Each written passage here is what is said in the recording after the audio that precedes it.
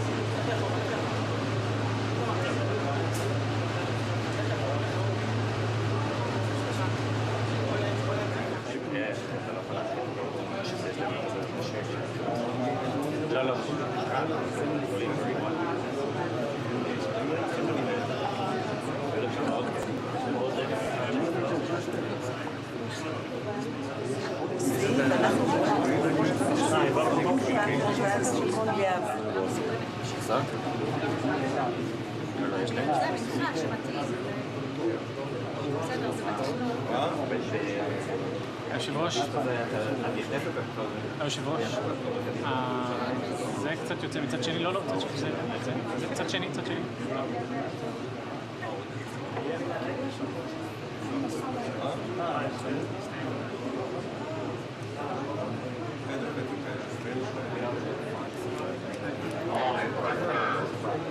Yeah.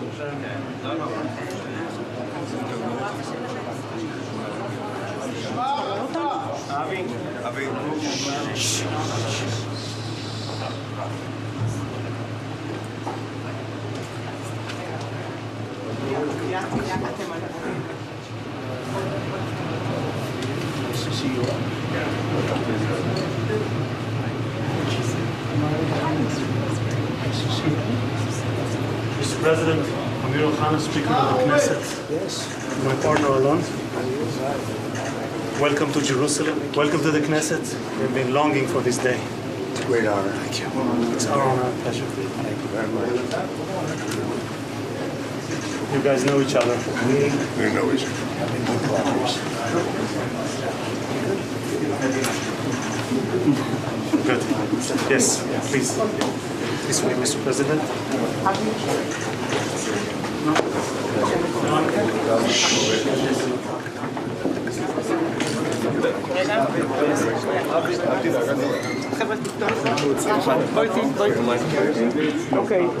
Okay, still. Video.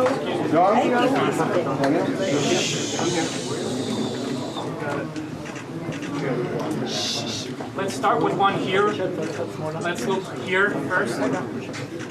Now this one. Then here. This one, Avi. And please here. Let's try again.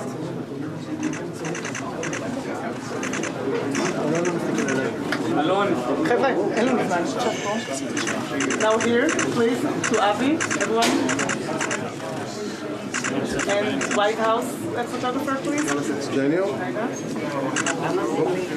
אוקיי, עכשיו על הספר? רגע, הראש מותיק. להסתכל על הספר. להסתכל על הספר. נועם, טיפה את היד השם. כן? אתה בסדר?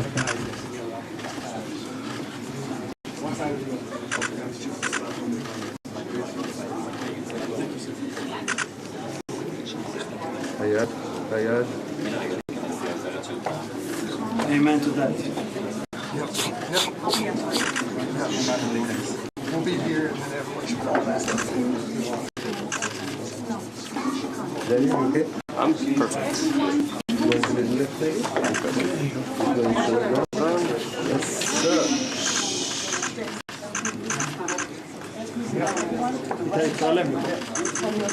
Amen to that, Mr. President. Thank you. לא כל ידי. Come on.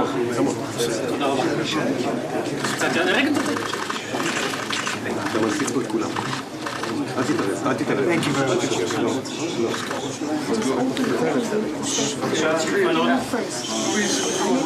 Move. I everyone move. Thank you. Sorry. You're all good. You come? Cameras.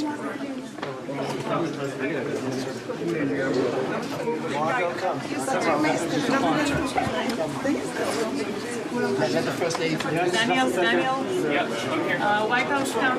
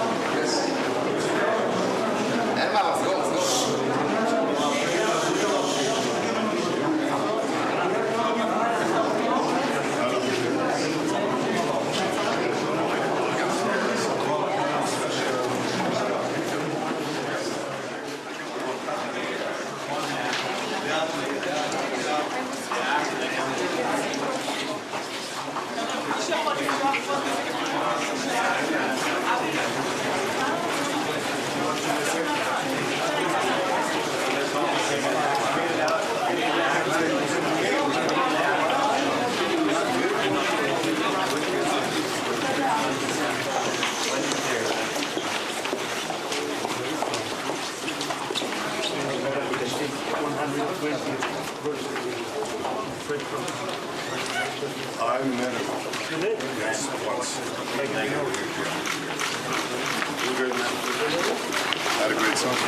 today, isn't it? No, actually 2 days ago. 2 days ago. 11th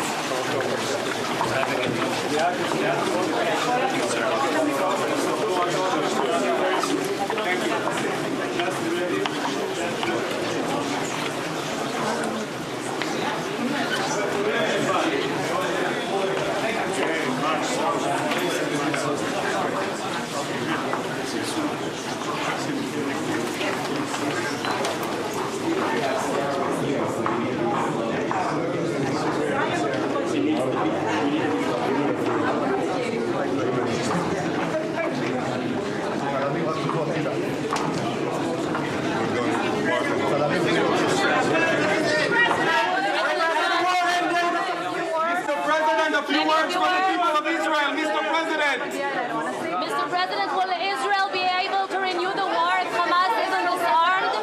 Mr. President, can we please get a few words to the channel 14? Mr. President, do you have a message?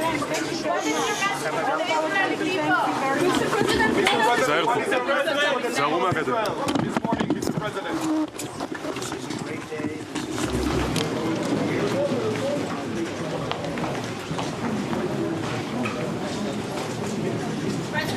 What would happen if Hamas does not comply with the...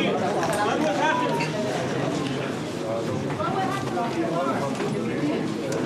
What would happen if Hamas does not comply with your plan, with this army? Mr. President, what do you want to tell the hostages that are now all in Israel territory?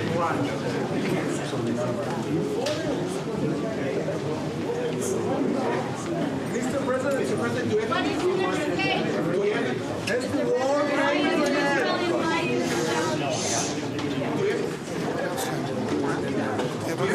Is the war now officially over? Yes. Do you have any message, Mr. Will President? Israel not be able to renew the war if Hamas isn't disarmed? Thank you.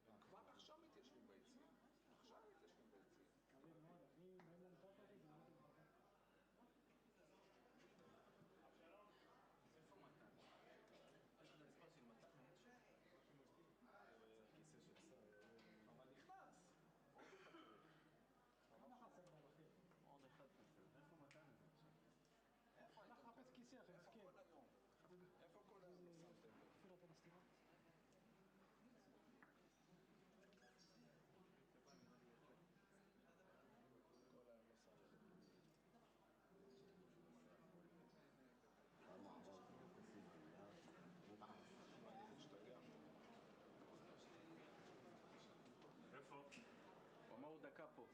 יש לך טלפון של מתן? לא. איזה לחוץ הוא. וואי, זה... הוא רואה שאני מתקשר, הוא אומר לי, למה אתה לא דואג לי? אבל אתמול ישב כל היום, לא בא לזה כיסאות? כן, זה את האמת לא בדקנו, הוא רואה את זה. לא, הוא מבין את המוח, עשה עבודה. אבל איך חסרים קסר? אני לא מבין איך קסר חסר. כי בדרך כלל לפעמים אנחנו מוציאים, כי לא כולם באים, לא כולם עזו שם. נאמר.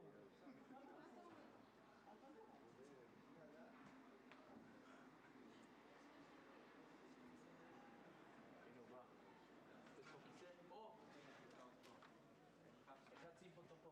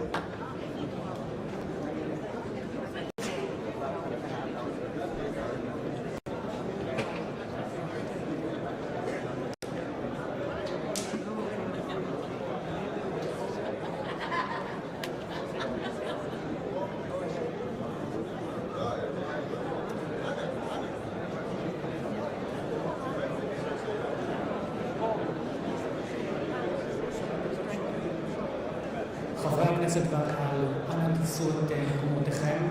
אנחנו מתחילים ממש בעוד מספר דקות.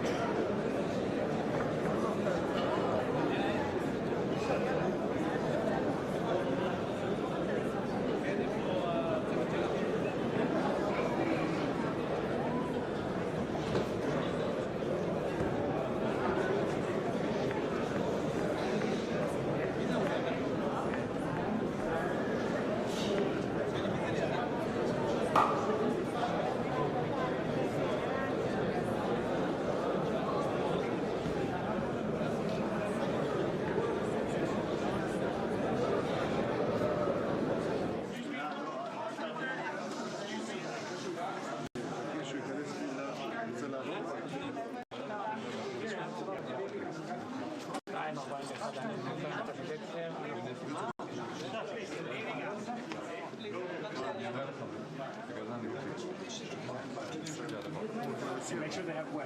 Make sure they have a way. Make sure they have a way. They're coming. Six sides. We are now entering the plenary, Mr. President.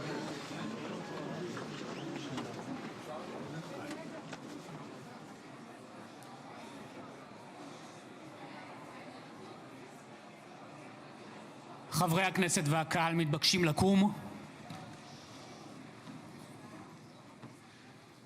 כבוד הנשיאים, כבוד ראש הממשלה וכבוד יושב ראש הכנסת.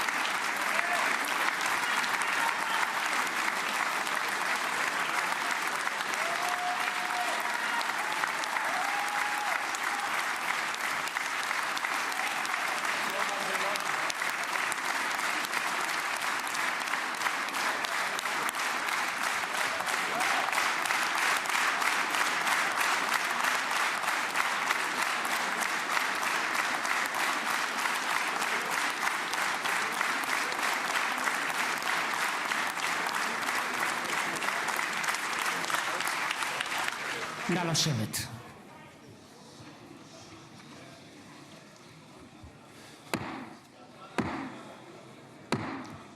חברות וחברי הכנסת, היום יום שני, כ"א בתשרי התשפ"ו, 13 באוקטובר 2025, ואני מתכבד לפתוח את הישיבה המיוחדת של הכנסת לכבוד נשיא ארצות הברית של אמריקה, מר דונלד ג'יי טראמפ.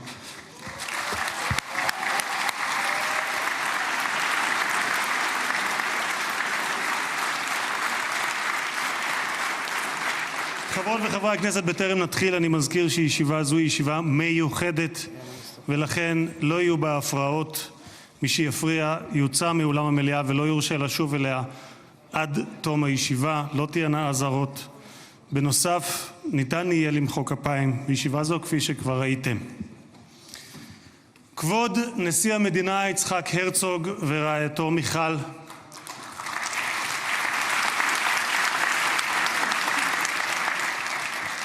כבוד ראש הממשלה בנימין נתניהו ורעייתו שרה,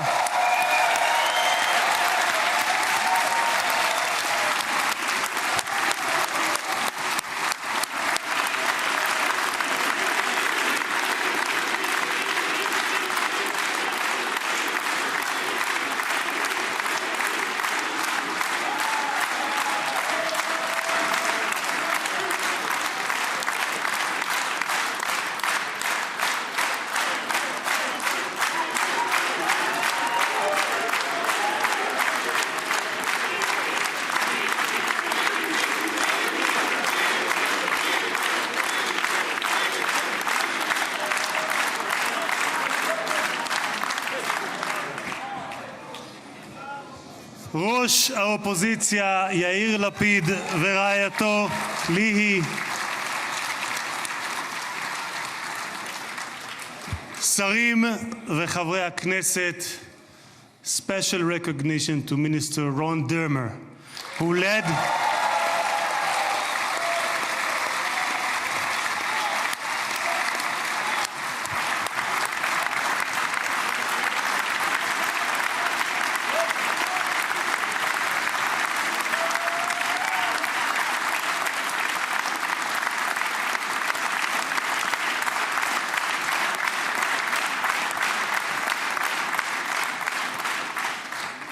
special recognition to Minister Ron Dermer, who led the negotiation team on behalf of Israel. Thank you, Ron. Secretary of State Marco Rubio,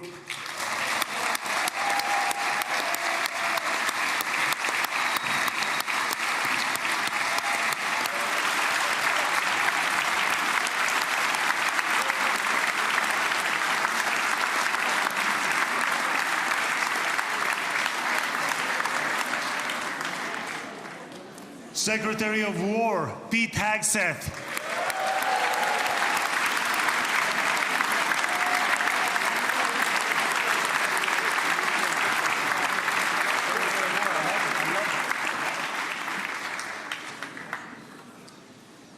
Chairman of the Joint Chiefs of Staff General Dan Kane,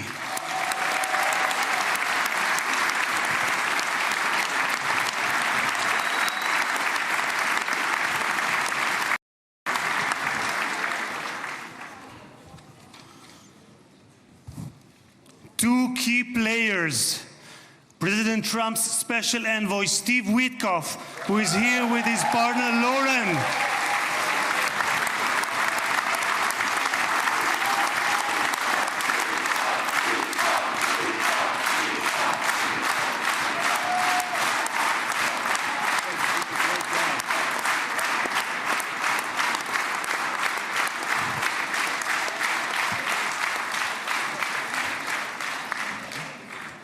and Jared Kushner, who is here with his wife Ivanka.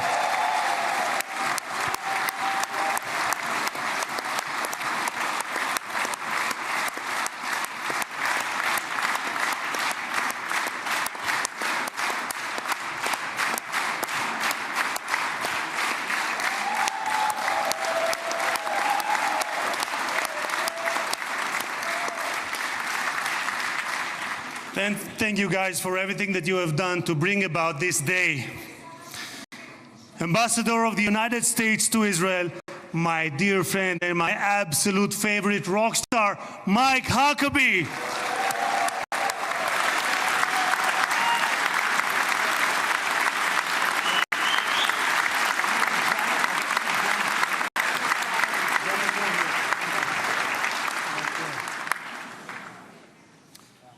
שגריר ישראל בארצות הברית, יחיאל לייטר.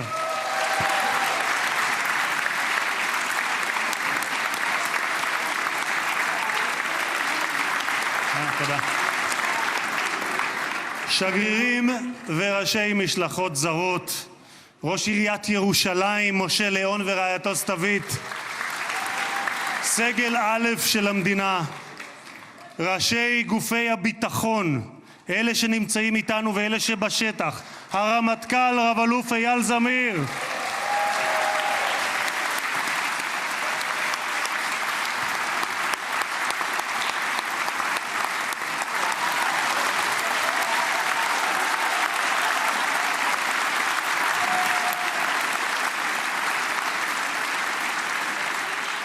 המפכ"ל רב ניצב דניאל לוי,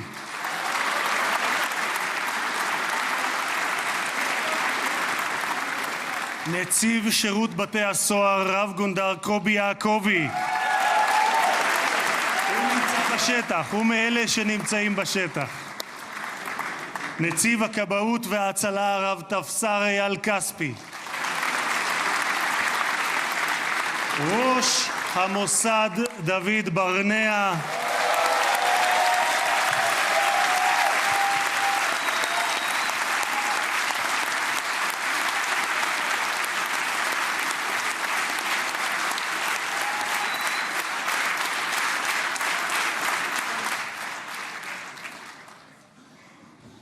ראש שירות הביטחון הכללי, האלוף במילואים דוד זיני, בהצלחה.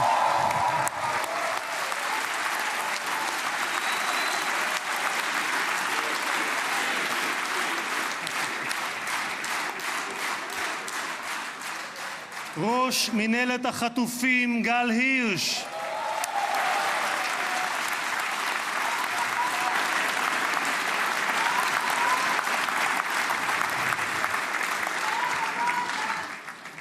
ראשי ערים וראשי רשויות מקומיות, מנכ"ל הכנסת שהרים ב3 ימים ביקור שדרושים לו 3 חודשים לפחות, משה צ'יקו אדרי.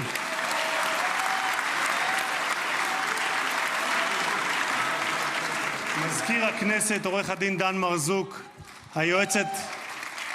היועצת המשפטית לכנסת עורכת הדין שגית אפיק, קצין הכנסת ניצב יובל חן, חברי הנהלת הכנסת, משפחות חטופים, משפחות שכולות,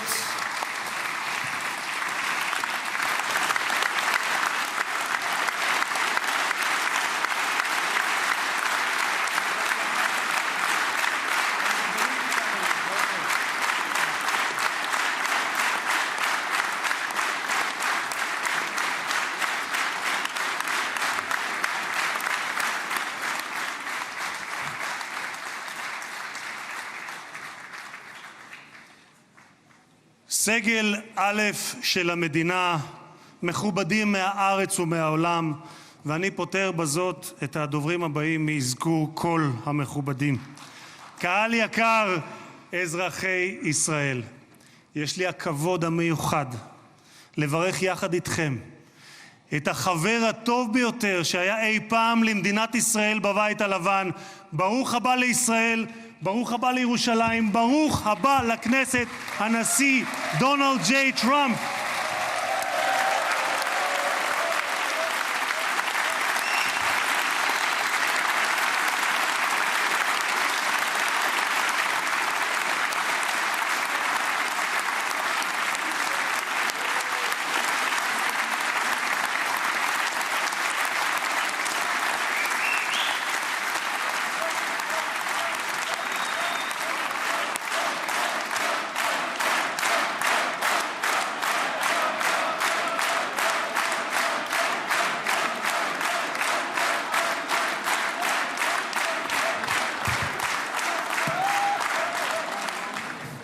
אדוני הנשיא, אני מבקש להודות לך על שהענקת לכנסת את הזכות והכבוד להיות הפרלמנט הראשון מחוץ לארצות הברית שאתה מבקר בו בכהונתך הנוכחית.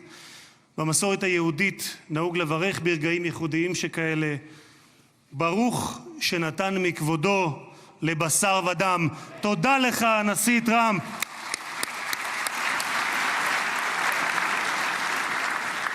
כבוד הנשיא, לפני 2000 שנה הוגלינו בכוח הזרוע מנחלת אבותינו, אבל בכל התפוצות בהן חיינו, מעולם לא שכחנו את ירושלים, הלב הפועם של העם היהודי מאז נוסדה כבירתו לפני 3,000 שנה, ואליה התפללנו שנה אחר שנה אחר שנה.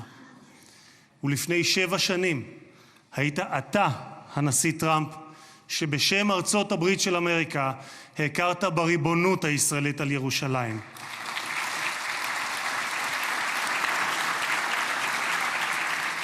אתה מימשת הבטחה שנשיאים רבים לפניך הבטיחו, אבל רק אתה קיימת.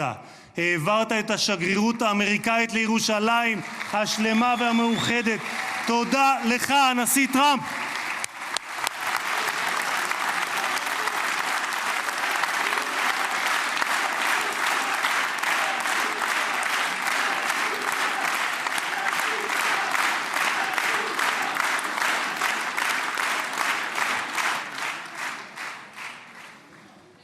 משחר הקמתה נאלצה מדינת ישראל להילחם, אך תמיד הושיטה את ידה לשלום. לפני 5 שנים הובלת יחד עם ראש הממשלה נתניהו את הסכמי אברהם. זכיתי, כן, מגיע. זכיתי לכהן בממשלה שחתמה עליהם, ולימים הם היו בעלי משמעות רבה עבורי גם ברמה האישית, משום שלפני 2.5 זכיתי להיות יושב ראש הכנסת הראשון המקבל הזמנה רשמית לבקר בפרלמנט של מדינה ערבית, וזו הייתה המדינה שבה שני הוריי שנמצאים כאן איתנו נולדו וגדלו, מרוקו. קרבת בין ישראל לבין 4 מדינות ערביות בהסכם שבבסיסו שלום תמורת שלום. תודה לך, הנשיא טראמפ.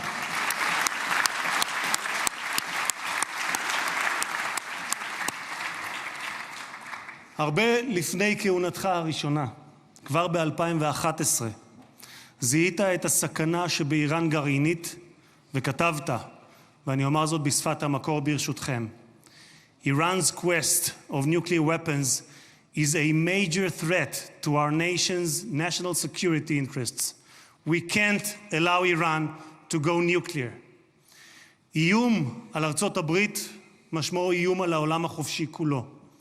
את עמדתך העקבית ששמה את אמריקה ראשונה, America first, אך לא לבדה, but not America alone, הבאת עמך לבית הלבן בשתי כהונותיך.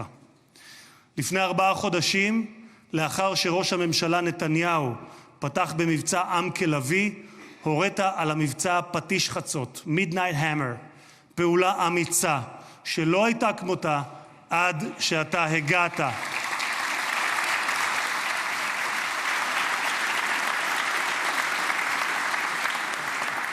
בכך, אדוני הנשיא, מנעתם שואה גרעינית שאיראן ביקשה להמיט עלינו ועל העולם, מדינה שבפרלמנט שלה נבחרי הציבור זועקים מוות לאמריקה, מוות לישראל. והיום אנו יכולים לומר למשטר האייתולות באיראן, לא יהיה נשק גרעיני. תודה לך, הנשיא טראמפ.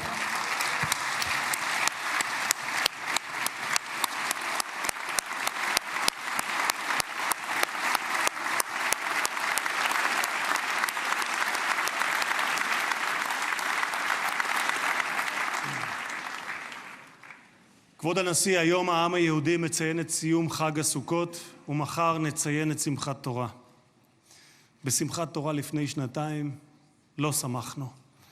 היה זה היום הקשה ביותר שחוותה מדינת ישראל משחר הקמתה, והעם היהודי מאז השואה. עשרות פעמים הגעתי יחד עם מנהיגים זרים למקום הטבח, עם רבים מהם ישבתי לצפות בתיעוד המצולם של הזוועות שאני יודע שגם אתה ראית. שבועות ספורים לאחר 7 באוקטובר ליוויתי את ג'רד ואיוונקה שהגיעו לכאן לאזורים הקשים ביותר. ראינו את מה שקיווינו, היינו קיבוץ כפר עזה ברעים, וראינו את מה שקיווינו שלא יחזור עוד בתולדות האנושות. מראות של פוגרומים, ילדים, נשים, קשישים, גברים, חיים שלווים שהיו ואינם עוד. השטן לא רק רצח, טבח, אנס ושרף רבים מאחינו ואחיותינו, הוא גם חטף אותם, מתים וחיים. מאז בני ישראל נלחמו את המלחמה הקשה, הארוכה וגם הצודקת בתולדותיהם.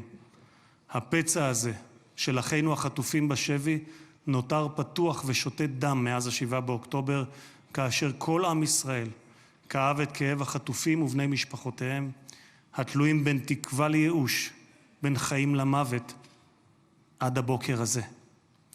במשך 2, במקום בו יושבים האורחים ביציע שמולנו, כבוד הנשיא, השקיפו מעלינו תמונות החטופים. הבוקר, לקראת האירוע ההיסטורי הזה, זכינו להוריד את התמונות עם חזרתם של החטופים למשפחותיהם. אני אעשה משהו ספונטני, אדוני הנשיא. את סיכת החטופים הזאת, בצבעי כחול לבן, קיבלתי מצביקה מור, אבא של איתן מור. אני מתכבד להוריד אותה, כי לפני רגע דיברתי עם צביקה, איתן כבר בידיהם, והם חוגגים את האיחוד הזה. תודה לך, הנשיא טראמפ.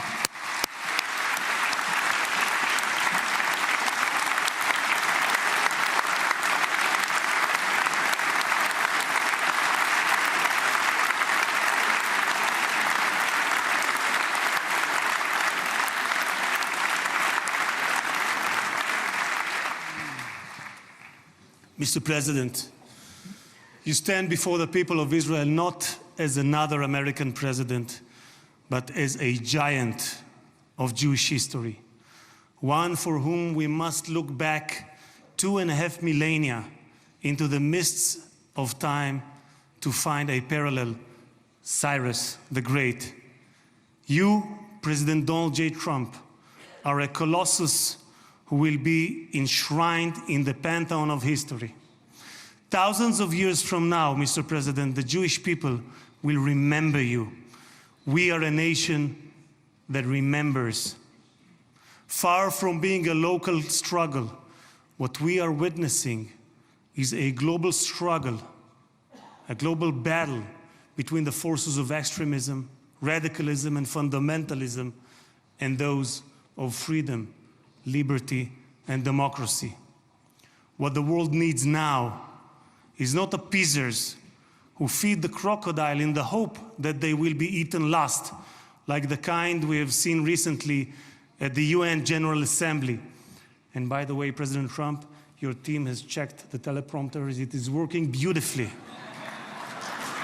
What the world needs now are more leaders who are brave, resolute, strong, and bold. The world needs more Trumps.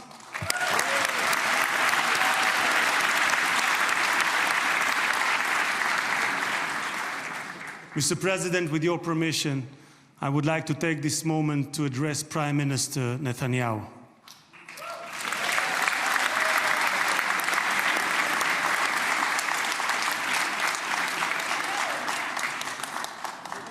ראש הממשלה, עמדת בכל שנות כהונתך, אבל בפרט בשנתיים האחרונות, מול לחצים אדירים. סטיב וויטקוף, שליחו המיוחד של הנשיא טראמפ, שלחם יחד איתך בשוחות על החזרת החטופים, אמר עליך, העבודה הקשה באמת הייתה של ראש הממשלה. הוא זה שהיה צריך לקבל החלטות קשות, עד כמה להיות קשוחים מול חמאס ומתי לגלות גמישות. היו רגעים שחשבתי, כך אומר וויטקוף, שעליכם להתגמש יותר, אבל האמת היא שכעת, במבט לאחור, אני חושב שלא היינו מגיעים לנקודה הזו אם ראש הממשלה נתניהו לא היה פועל כפי שפעל.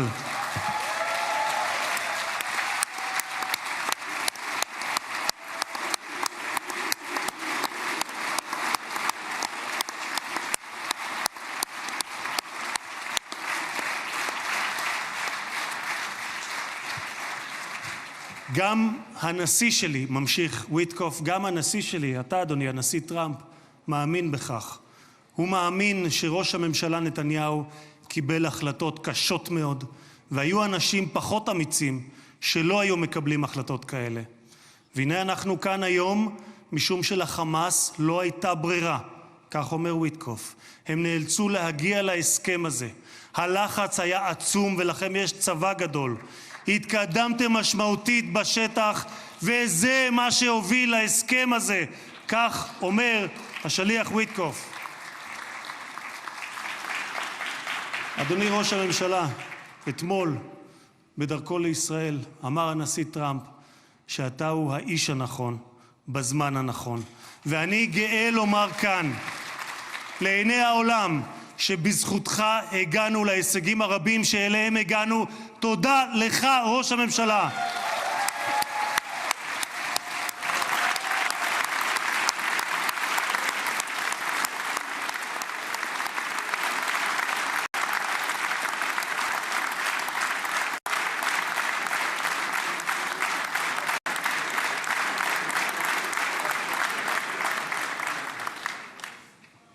ביום הזה נודה מלב האומה וממעמקי הנפש הלאומית לחיילי צה"ל האמיצים,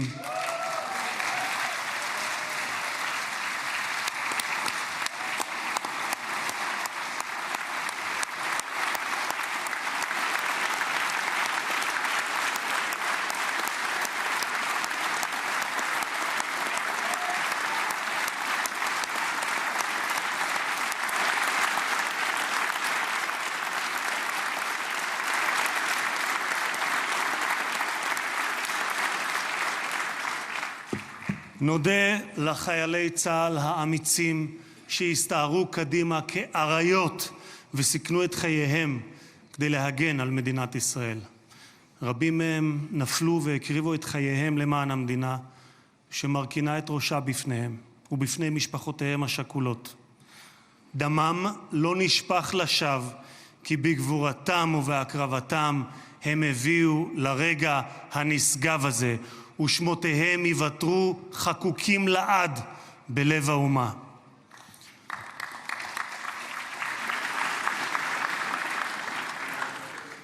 President Trump, you are the president of peace. There was not a single person on this planet who did more than you to advance peace. No one even came close. Your election to the presidency marked a turning point, not only for the United States, but for the entire world.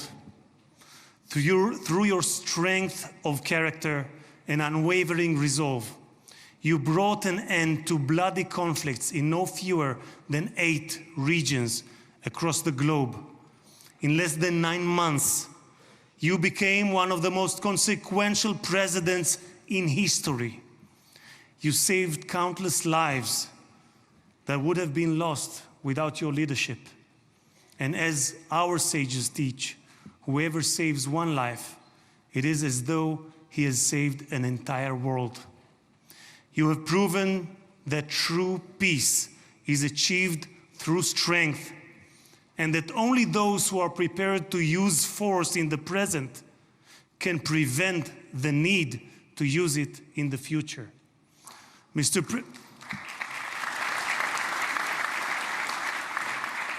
President, you, more than any other individual, are deserving of the highest recognition for your efforts in promoting peace.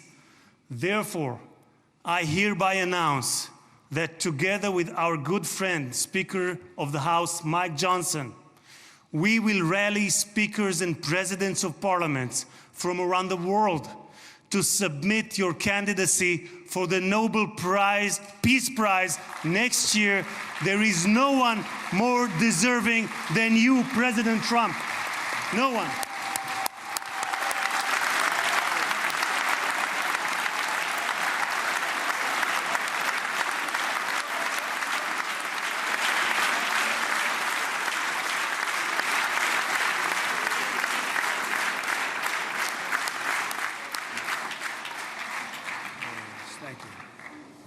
אדוני הנשיא, אנחנו ניצבים בפני ההיסטוריה ברגע נשגב שיחקק לדורות.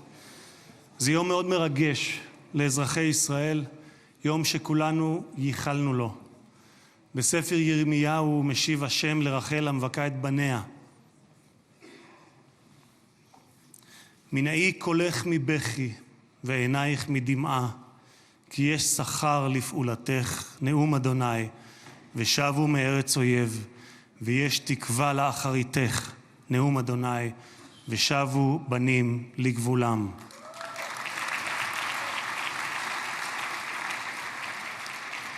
אני מבקש לאחל מכל ליבי החלמה מהירה ושלמה לפצועים ולחטופים השבים. כמה טוב שבאתם הביתה. הנשיא טראמפ, מי ייתן והעושה שלום במרומיו יברך אותך, נשיא השלום, את ארצך ואזרחיה, את משפחתך וכל היקרים לך, ויעשה שלום עלינו ועליכם. May God bless you, President Trump. May God bless the United States of America. And may God bless the state of Israel. תודה רבה וחג שמח.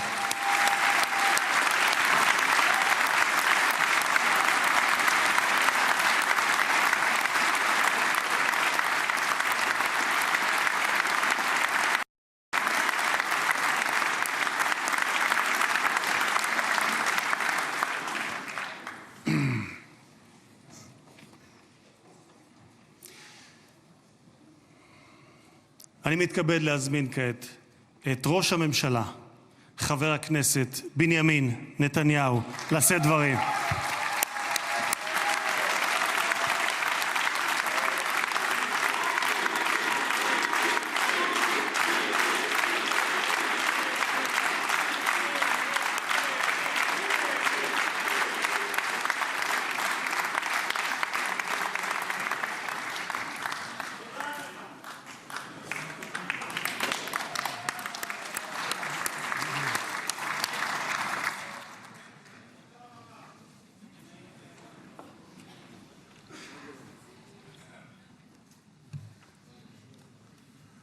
מכובדי הנשיא הרצוג ורעייתו מיכל,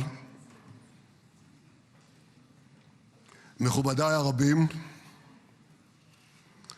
ובראשם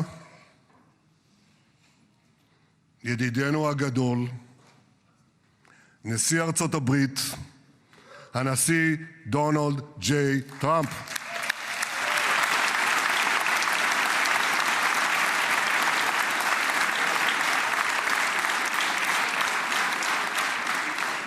ברוך בואך לירושלים בירתנו הנצחית.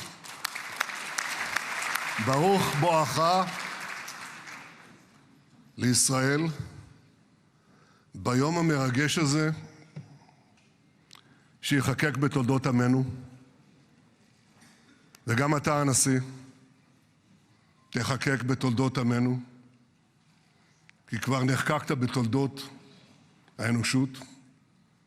אבל אנחנו, כפי שנאמר, זוכרים את ידידנו, ואנחנו יודעים את חלקך החשוב והמכריע בהחזרת יתרת חטופינו ביום הזה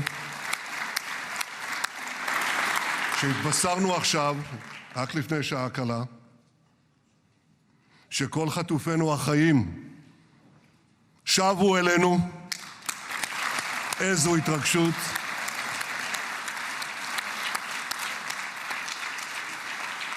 כמה חיכינו לרגע הזה, ואנחנו מחויבים להחזיר את כולם. ואני רוצה להודות לך באופן אישי ובשם האומה כולה. תודה לך, הנשיא טראמפ. תודה לך.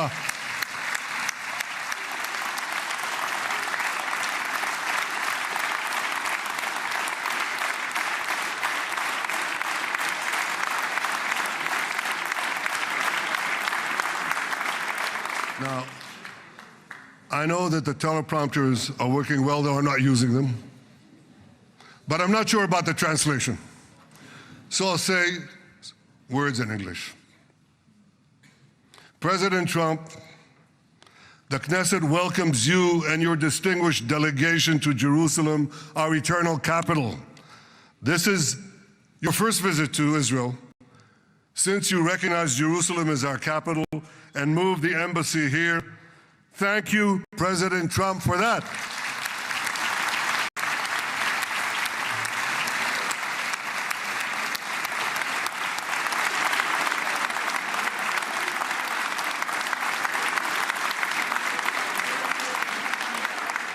There are many other reasons to thank you since your last visit here.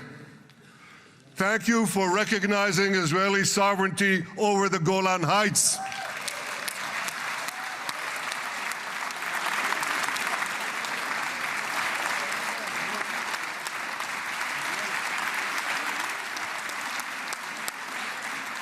Thank you for standing up to the lies against Israel in the United Nations.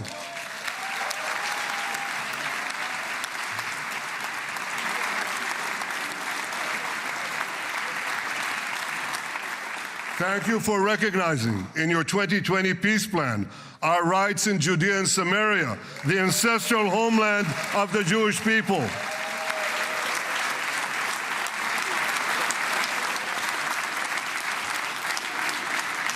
Thank you for brokering the historic Abraham Accords. Avraham, Eskemei Avraham. For withdrawing from the disastrous Iran nuclear deal.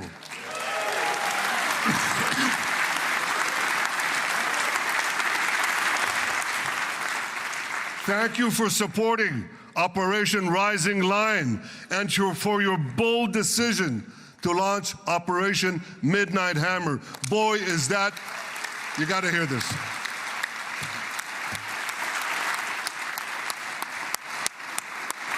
This is the most fitting name ever named for a military operation, because a little after midnight, you really hammered them. Oh, yeah. My friends, this is only a partial list, but it's enough to affirm what I've said time and again. Donald Trump is the greatest friend that the state of Israel has ever had in the White House.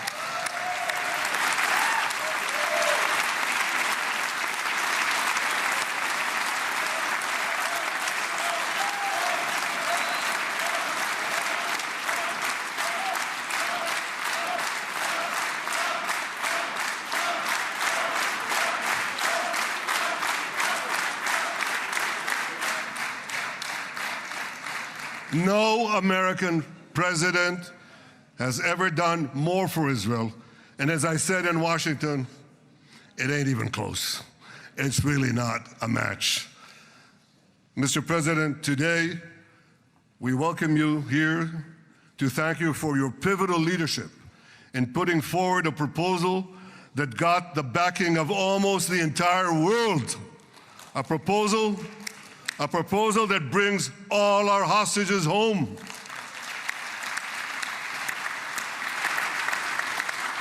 A proposal that ends the war by achieving all our objectives. A proposal that opens the door to an historic expansion of peace in our region and beyond our region. Mr. President, you are committed to this peace. I am committed to this peace. And together, Mr. President, we will achieve this peace. We've done it before. We've done it before in the Abraham Accords, and we'll do it again. Mr. President, today the Jewish calendar marks the end of 2 years of war. That war began on October 7th, on the Jewish festival of Simchat Torah. You always tell me, and you tell the world, remember October 7th. Mr. President, we remember. We remember the thousands of Hamas terrorists who stormed into our towns and kibbutzim. We remember the 1,200 people Hamas savagely slaughtered in cold blood, including dozens and dozens of Americans. We remember entire families burnt alive as they embraced each other. We remember the beautiful young Israelis brutally gunned down at the Nova Music Festival. We remember the hundreds of our citizens who were dragged into the dungeons of Gaza, including 12 Americans, men and women, young and old, babies, and elderly Holocaust survivors. My friends, Mr. President, Donald, these monsters take babies as hostages. In response to this barbaric attack on October 7th, Israel did what it had to do. With indomitable courage, we set out to defend our people, to defeat our enemies, and to release our hostages. Our heroic soldiers fought like lions. They fought on the front lines of civilization and barbarism. Israel achieved amazing victories over Hamas and the entire Iran terror axis. Sinwar, Dev, Hania, Nasrallah, Assad, they're all gone.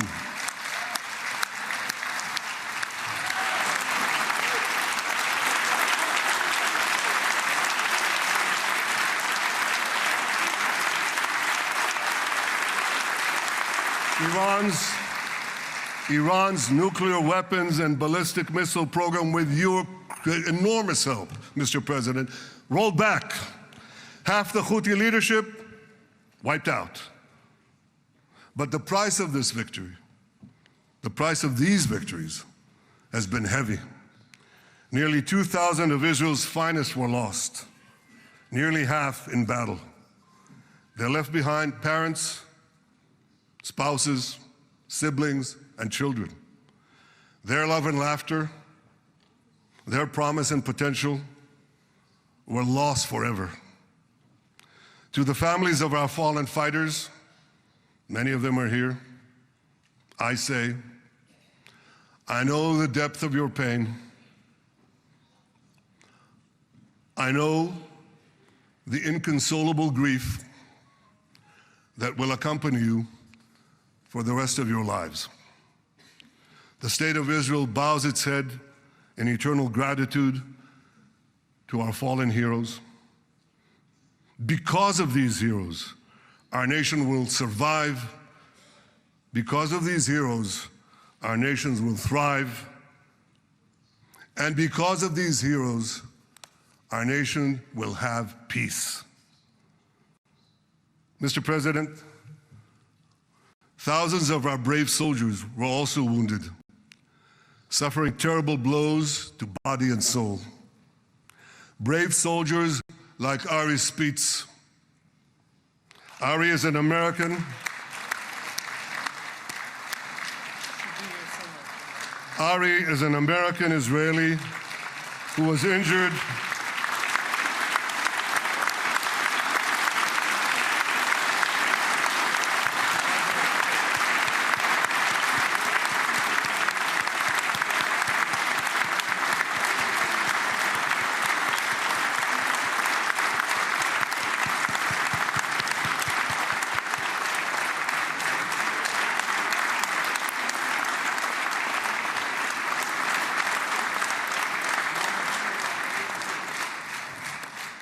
Ari is an American Israeli who was injured in Gaza while searching for Hamas terrorists and weapons. 2 of Ari's comrades were killed in this action and 10 were injured. Ari was presumed dead, but made a miraculous recovery despite losing 3 limbs. Ari, stand up for a minute alone. Stand up. There you go. There. Ari, you are the spirit of Joshua. You are the spirit of David. You are the spirit of the Maccabees. You are the spirit of Israel. I salute you. We all salute you.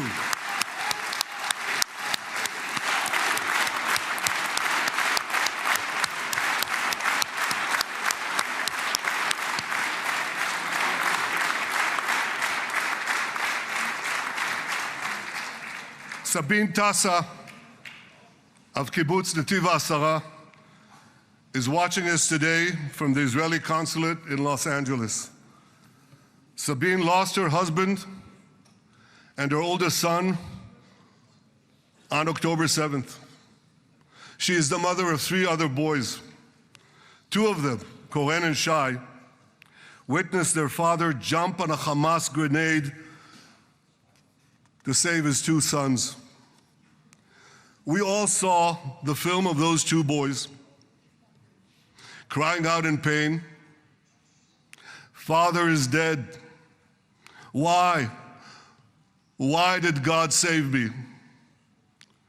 Mr. President, my friend Donald, I've seen some very tough things in my life, but I couldn't bring myself to watch those boys suffering again.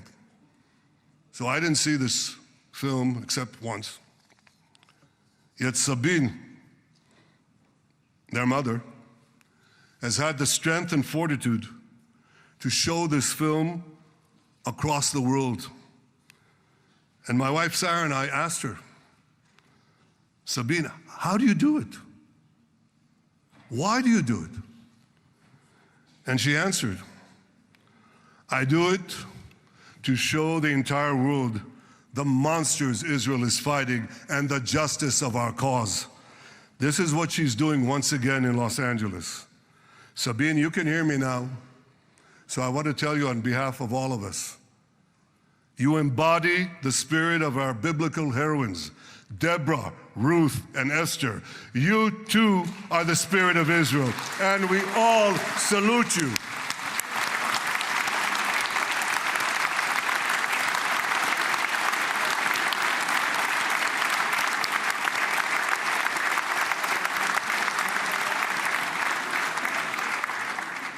Mr. President, you asked me on our many conversations during the 12-day war with Iran, you asked me, how are the people holding up?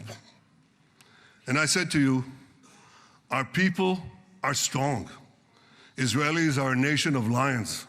with unlimited resolve to defend our country and secure our future. The people give strength to our soldiers, and the people give strength to me and to my colleagues. The Jewish people have risen from the ashes time and again, but when we formed the State of Israel and the Army of Israel, we pledged never again would be defenseless against our enemies.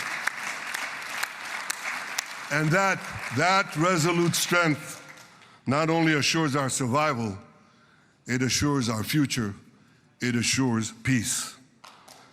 We have paid a high price for this war, but our enemies now understand just how powerful and just how determined Israel is. They understand that attacking Israel on October 7th was a catastrophic mistake. They understand that Israel is strong and that Israel is here to stay. And this, Mr. President, is the indispensable foundation of peace. Peace through strength. Ladies and gentlemen, this is a momentous day, a day of great joy as the remaining hostages come home. My wife Sarah and I have met with the hostage families many times. There were no words to describe their agony, only tears of bottomless sorrow and unimaginable pain. At the beginning of the war, I promised to bring all the hostages home. Today, with the indispensable help, the determined and focused help, the unremitting help of President Trump and his team, and with the incredible sacrifice and courage of the soldiers of Israel, we are fulfilling that promise.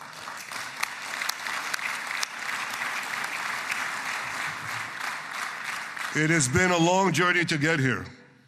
In the first week of the war, our brave soldiers put military pressure on Hamas, and the international community put diplomatic pressure on them. This enabled us to secure the release of over 100 hostages. In heroic rescue attempts behind enemy lines, Israel's special forces rescued 8 live hostages and brought back the remains of dozens more. But as time went on, we all know what happened. The diplomatic pressure was turned on its head. More and more governments bought into Hamas's false propaganda. More and more governments succumbed to anti-Semitic mobs in their own countries. They just turned on Israel. They called for us to surrender to Hamas demands, just leave Gaza immediately, they said, end the war without committing to disarm Hamas, without committing to demilitarize Gaza. Had Israel succumbed to those demands, not only would Sinwar, Nasrallah, Assad, and Iran's missile and nuclear program remain intact. Not only that, because in no time, the Hamas killers would be back on the border fence, ready to repeat the horrors of October 7th again and again, as they vowed to do. But just at that point of maximum pressure on Israel, a man named Donald J. Trump was elected President of the United States.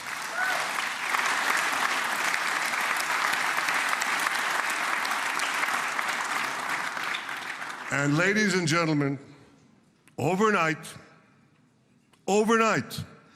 everything changed. Everything.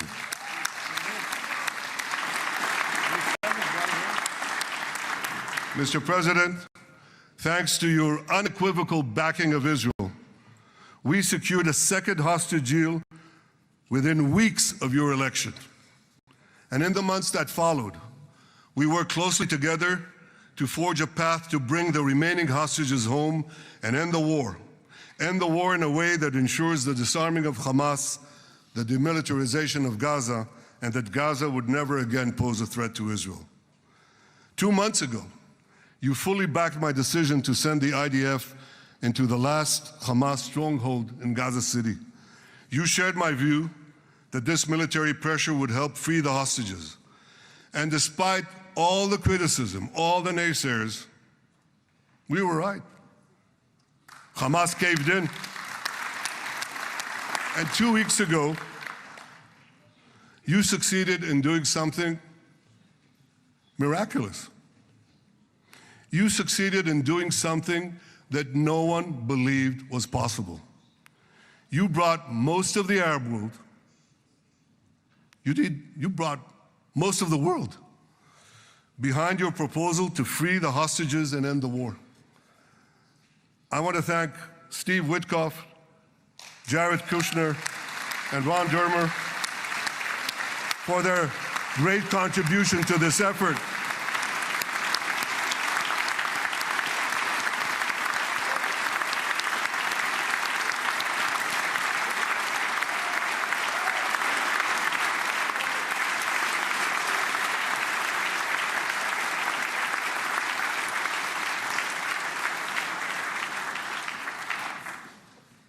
And I want to thank our negotiating team. I believe that the close cooperation between the two of us, between our two nations, combining Israel's military pressure and President Trump's unmatched global leadership. I have to tell you, I've seen a lot of American presidents. I've seen them all in the time that I've been here, and I've been here quite a lot of time. I've never seen anyone move the world so quickly, so decisively, so resolutely as our friend President Donald J. Trump.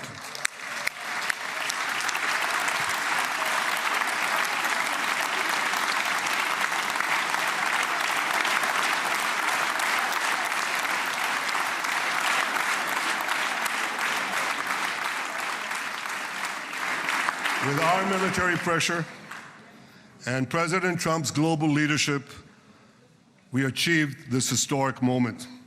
It's a moment of indescribable joy as our nation embraces our sons who are coming home. Mr. President, this week, Jews around the world are going to read the book of Ecclesiastes, Kohelet, in the Bible. The Bible has many miraculous moments. One of them was your decision to bomb Fordo. I think it was a pivot of history, because it wasn't meant only to bomb Fordo. That action and your previous action of taking out Qasem Soleimani, the architect of death, I think that changed the balance of power in the world. You brought America back again to the driver's seat.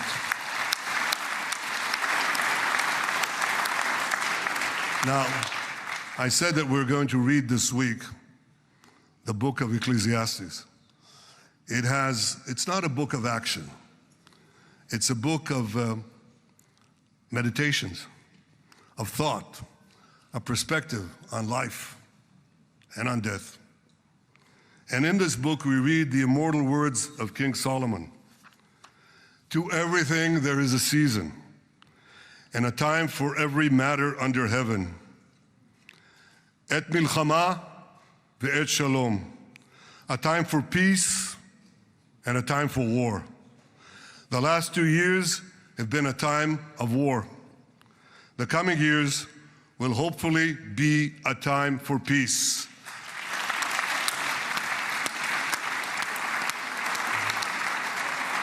Peace inside Israel and peace outside Israel.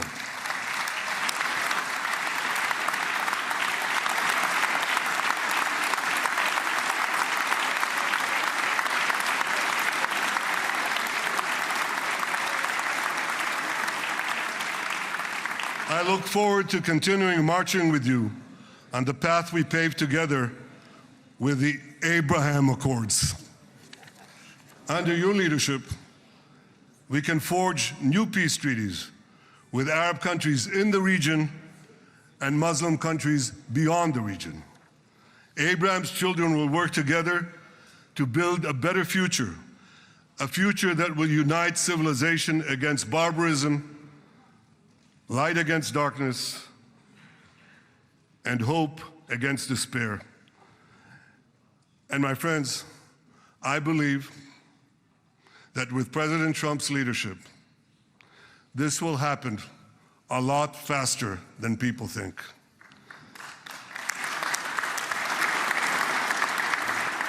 As Prime Minister of Israel, I extend my hand to hold those who seek peace with us.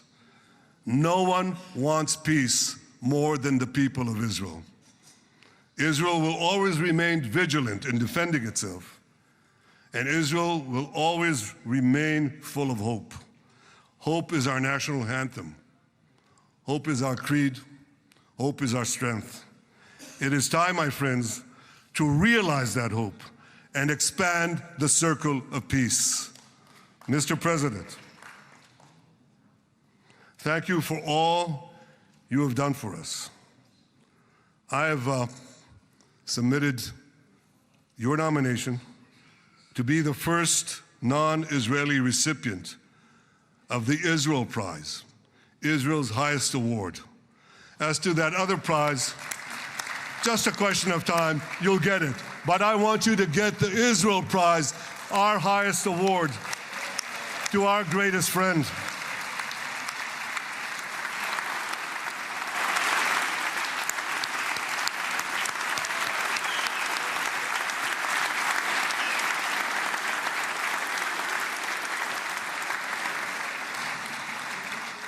When others were weak, you were strong.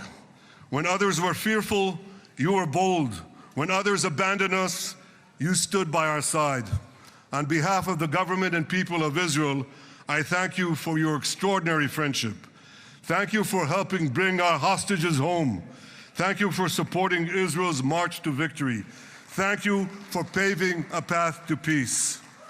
מכובדי נשיא ארצות הברית, ידידי דונלד, ברוך הבא לישראל, ברוך הבא לירושלים, ברוך הבא ביום המרגש הזה, שהחיינו וקיימנו והגיענו לזמן הזה.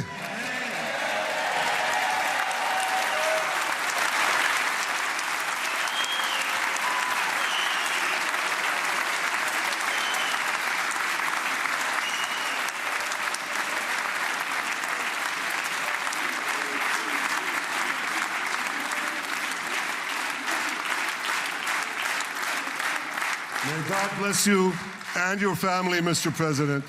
May God bless America. May God bless Israel.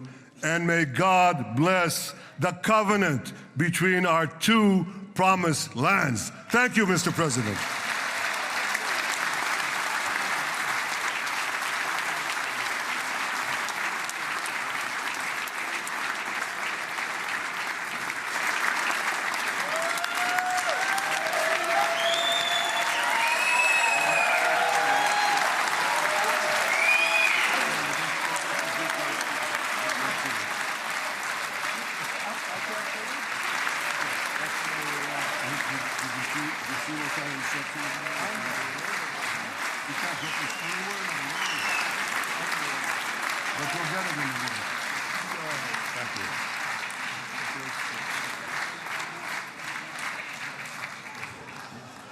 Mr. President.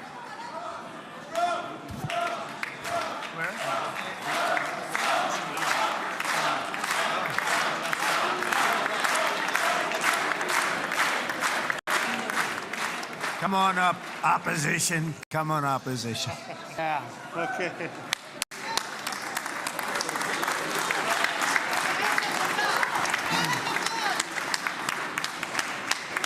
אני מתכבד להזמין כעת את ראש האופוזיציה, חבר הכנסת יאיר לפיד.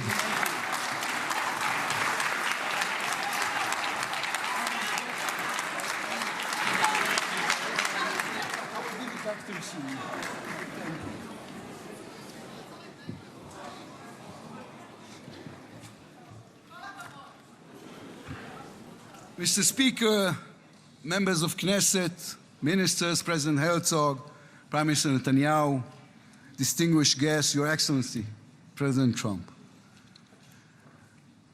For 2 years, we waited for this moment.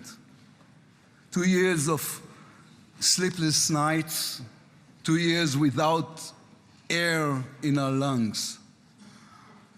Our eyes are filled with tears today, our hearts are filled with gratitude, our children are coming home.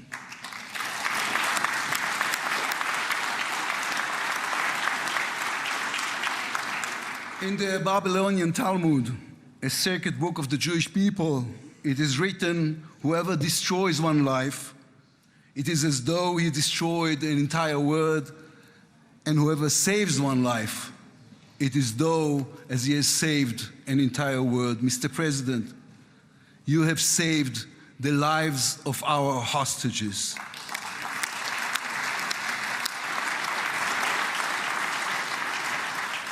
But you saved so much more. You have saved the souls of the bereaved whose loved ones now will be brought home for burial. You have saved thousands of soldiers who will now not fall in battle.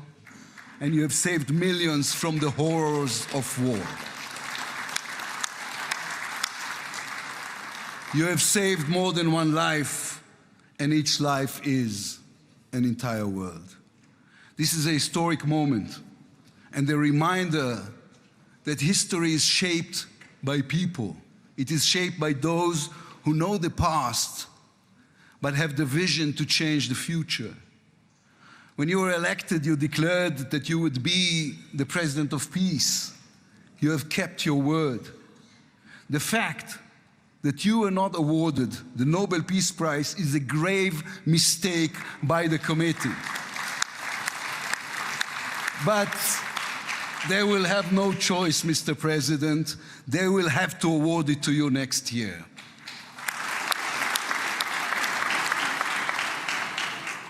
Peace will not come by waiting.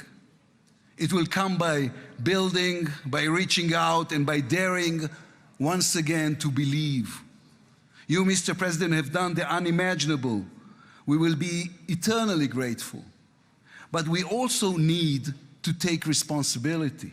The destiny of Israel will always be written by the people of Israel.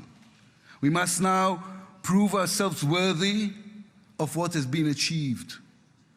From its founding, Israel has said to the world that our strength, our power, rest upon our values. Israel is the strongest country in the Middle East because we are the only democracy in the Middle East. Because we believe in the principles laid in our Declaration of Independence, which says Israel will ensure complete equality of social and political rights to all its inhabitants, irrespective of religion, race, or sex. It will guarantee freedom of religion, conscience, language, education, and culture. It will safeguard the holy places for all religions. Those are our values. That is who we are as people, as a country. Our neighbors must understand one more thing about us. We are not going anywhere. The Middle East is our home. We are here to stay. Our story did not end in the Bible. It began there. It continues in our laboratories and universities, in our innovation hubs. Hamas, Hezbollah, Iran, and the Houthis, they all read the wrong intelligence reports. The real intelligence report on Israel's intentions is found in the book of Genesis. And I will give you and your descendants after you the land of Canaan for an everlasting possession. We call upon the nations of the Islamic world, on all our neighbors, Saudi Arabia, Syria, others. We are here to stay. We can do great things together. Come and talk to us. Mr. President, you are the one who can make it happen, as you did with the historic Abraham Accords, then too No one believed it was possible. Then too, you imposed your vision on everyone. While others spoke of difficulties, you created opportunity. You can be the one to bring the next wave of peace. The people of Israel support this. They want this. We are ready. And you can later today in Egypt with your unbelievably talented team, my friends Steve Witkoff, Jared Kushner, Marco Rubio, Pete Hegseth, forge a regional alliance that will change not only the Middle East but the entire world. After 2 years of war, the peoples of this region should look around and ask themselves, whose situation is better? Those who chose the path of peace or those who chose the path of war? Those who invested in their people, in the education of their children, in science and education and technology, or those who invested in hate and in violence? From here I say to all those who demonstrated against Israel these past 2 years, on the streets of London and Rome, in Paris and in Columbia University. I do not represent the government, as you know. I am the leader of the opposition. And I tell you, then, you were deceived. You were deceived. Propaganda experts, funded by terror money, manipulated you. Now that the war has stopped, you have time and a chance to go and learn the facts. The truth is, there was no genocide, no intentional starvation.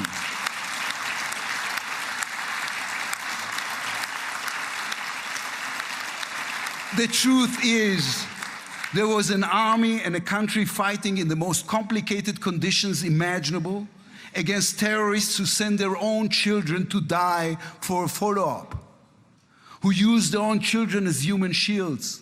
The truth is that a democratic state was attacked by a fanatical terrorist organization. 1,200 people were killed in one day, women were raped, babies were burned alive.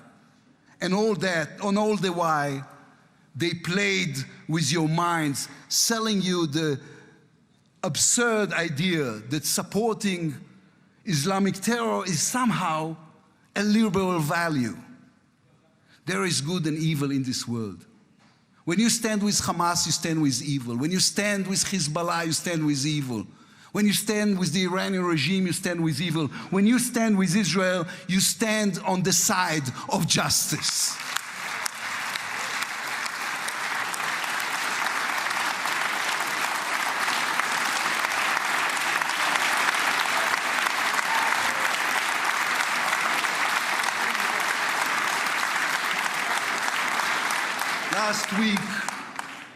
Last week I attended the 7th October memorial ceremony.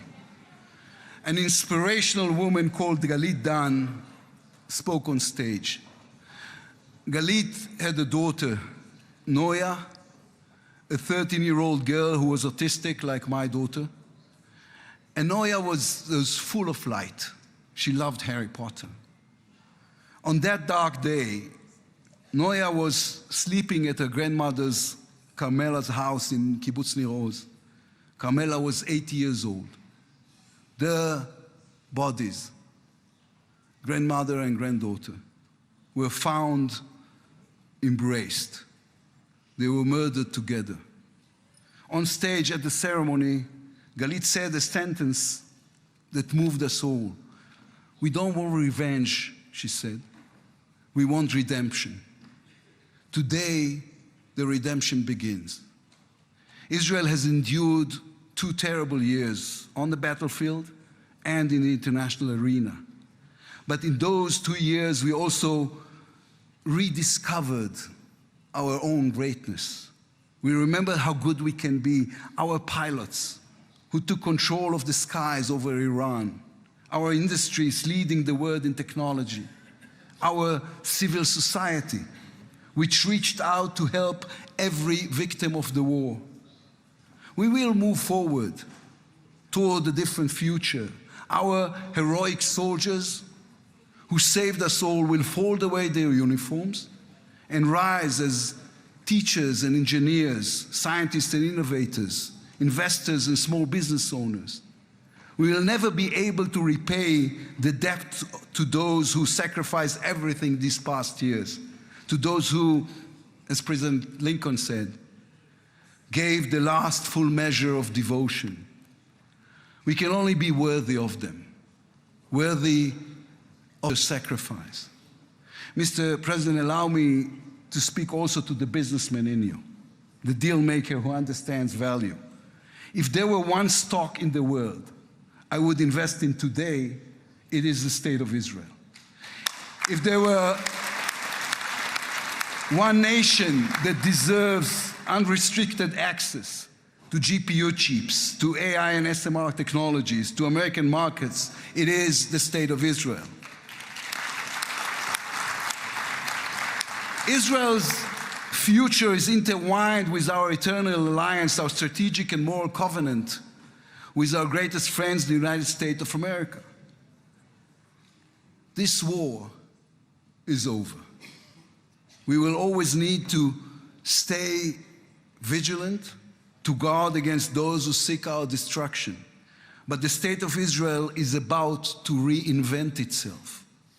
The challenges ahead demand not only strength, but a new vision. It's time to take a new path, to be a nation that is advanced and thriving and peace-seeking.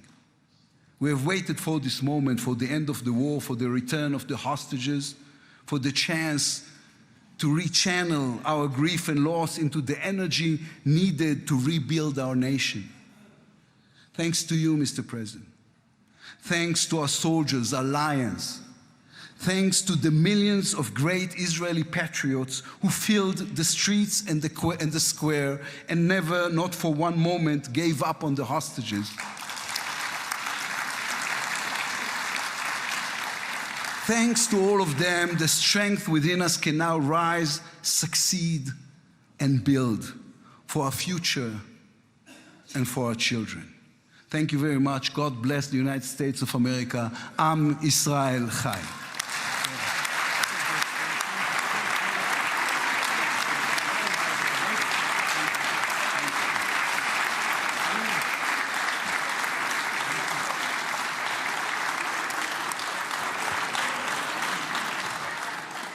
אני מודה לראש האופוזיציה. ועכשיו, members of the Knesset, it is now my distinct honor to invite the President of the United States of America, His Excellency Donald J. Trump, to address the Knesset.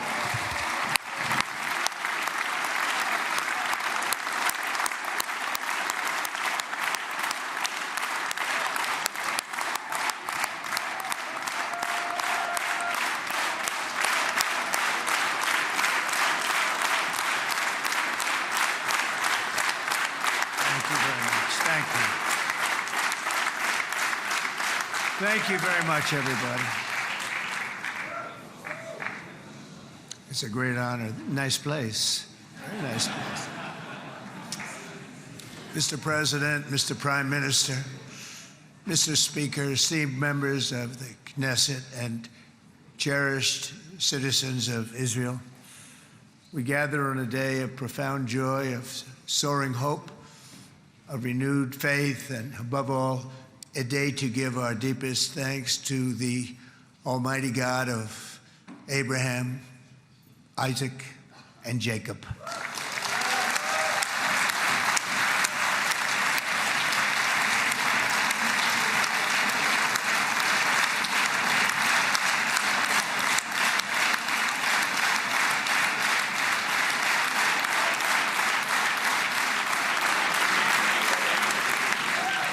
After 2 harrowing years in darkness and captivity, 20 courageous hostages are returning to the glorious embrace of their families, and it is glorious. 28 more precious loved ones are coming home at last to rest in this sacred soil for all of time. And after so many years of unceasing war and endless danger, today the skies are calm, the guns are silent, the sirens are still, and the sun rises on a holy land that is finally at peace, a land and a region that will live, God willing, in peace for all eternity.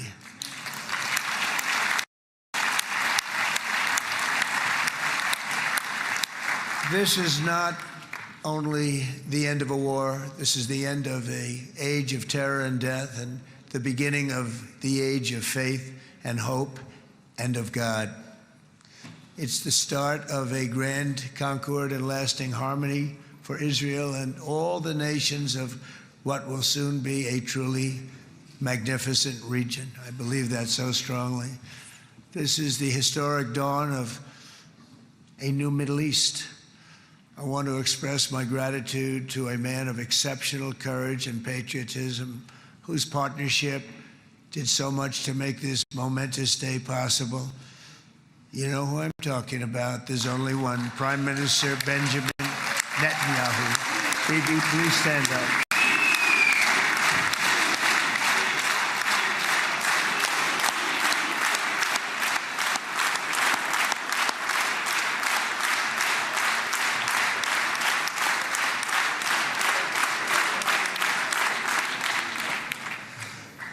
And he is not easy, I want to tell you. He's not the easiest guy to deal with, but that's what makes him great. That's what makes him great.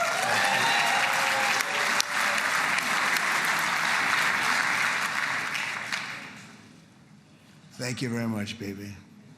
Great job.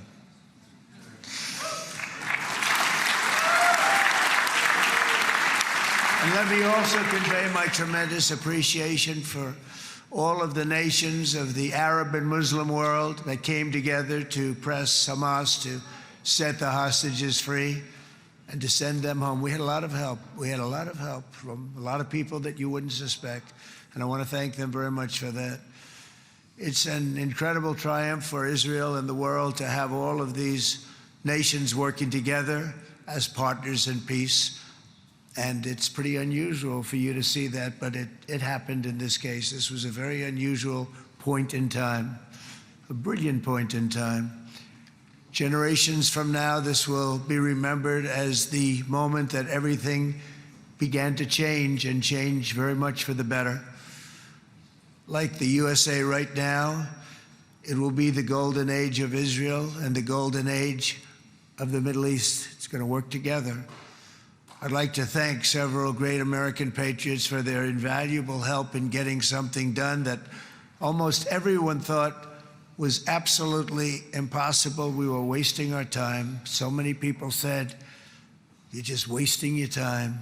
But we weren't, because we had talented people working with us, and we had people that loved your country, and frankly, people that loved the region. They loved the Middle East. I want to thank my friend Steve Witkoff.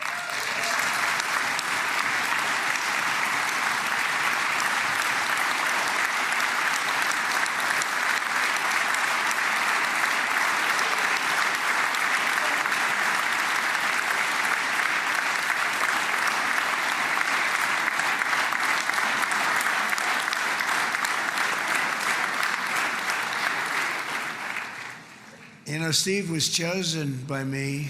He never did this before, but I knew him as a few things. He was a great businessman, but I know a lot of great businessmen, to be honest with you. He had tremendous negotiating skills, but I know a lot of people that negotiate pretty well, although it is an art. But there are people that can negotiate pretty well. But most importantly with Steve, he's just a great guy. Everybody loved him. Everybody.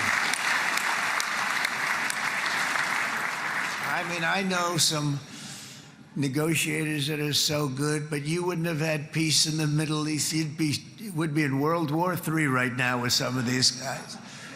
Everybody loves Steve, and they respect him, and they somehow can relate to him. I've known him for many years, and I've seen it over and over again. להוציא את חבר הכנסת הזה, להוציא אותו מהאולם, להוציא אותו מיד, החוצה, החוצה, החוצה. להוציא גם את חבר הכנסת כסיף. להוציא את חבר הכנסת כסיף מהאולם. להוציא אותו מיד.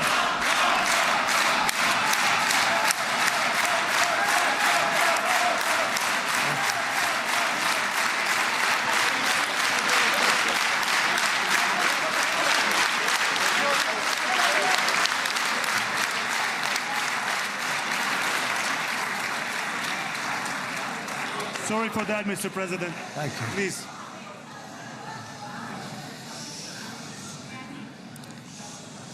That was very efficient.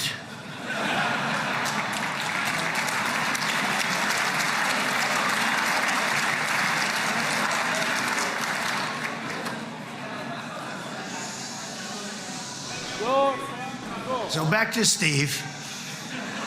He's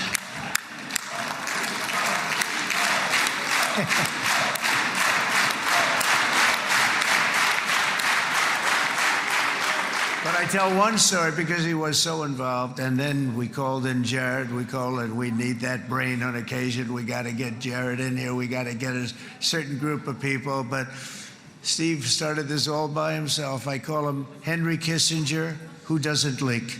Okay? Henry is a big leaker. He leaked. Steve doesn't leak. Steve just wants to get the job done. He wants to do what's right. But I'll give you just a quick story because, as you know, he's working on the war with Russia and Ukraine, a war that would have never happened if I were president. A shame. 7,000 young soldiers a week are being killed. More than that this last week. It's a shame. It should have never happened. But it did happen, and we won the race, and I took over this horrible war that's been raging, and I thought it would be easily settled. I thought it was a hell of a lot easier than doing what we just did very successfully with Israel and a lot of other people.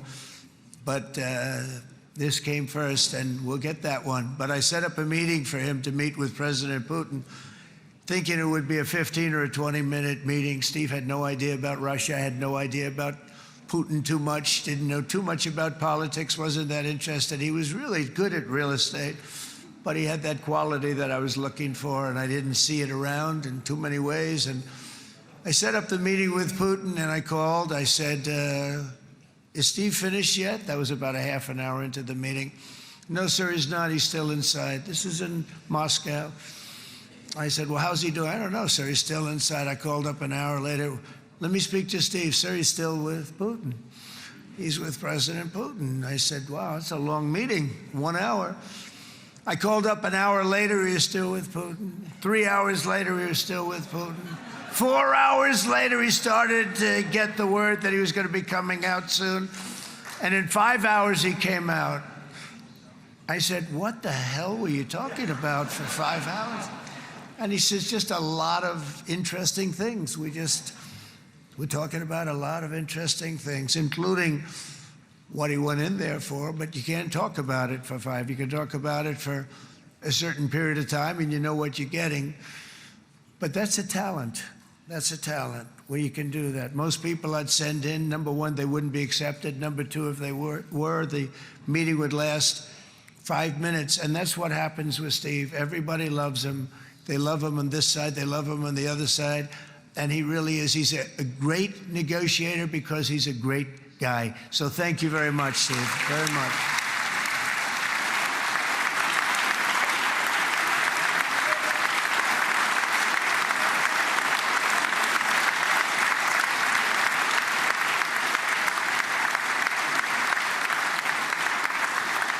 And let me also give a very special thanks to someone who truly loves Israel. In fact, loves it so much that my daughter converted.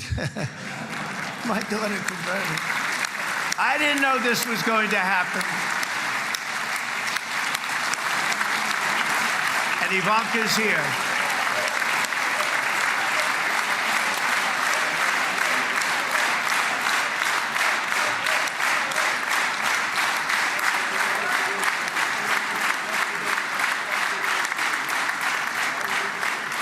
And Bibi, you do know this was not in the cards for me. You understand that. And she is so happy, and they are so happy. At least I think they're happy. If they're not, we have a big story, right? No, they have a great marriage, and they get along great. They're best friends. They have a very special relationship. But Jared has been so helpful. He really did something very special. He established the Abraham Accords with a group of very wonderful people. I like calling it the Avraham Accords, because people that, right? Avraham.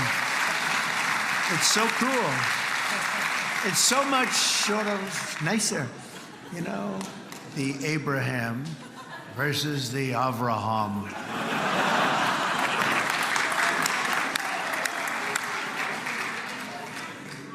I just don't want to sound too sanctimonious when I do it, so, you know, I sort of split it up. This way we keep everybody happy. But we have some very great talent, and they have no excuses for anything that's taken place, because we had some unbelievably good people working on this. And then you're going to add a man named Marco Rubio, who is also here. That's right.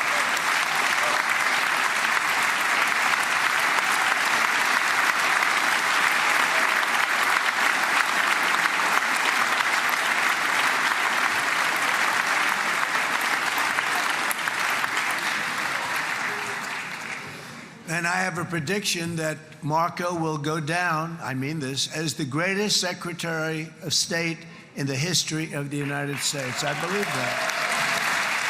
I believe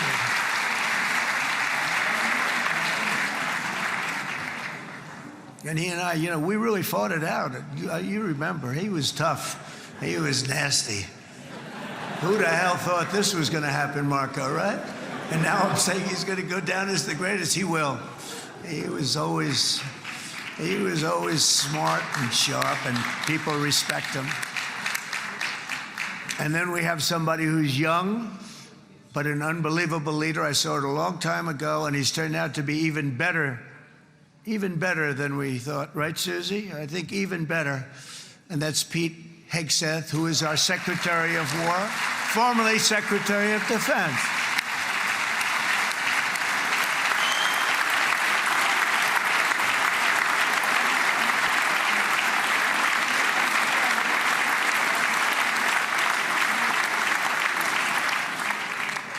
And as you know, we decisively won World War I. We decisively won World War II decisively. And everything in between and everything before it, we won everything. And then they had the brilliant idea of changing the name from war, you know, it was war, to defense. And with that went a certain thinking. And we fought in a very politically correct way after that. We always had the strongest military, and now we have a stronger military than we've ever had before. Because of my first term, I've totally rebuilt the military, every aspect of it. But we have, if you think, we settled 8 wars in 8 months. I'm now including this one, by the way, if that's okay. They may say, well, that was quick. Because yesterday I was saying 7, but now I can say 8. The hostages are back. The hostages are back.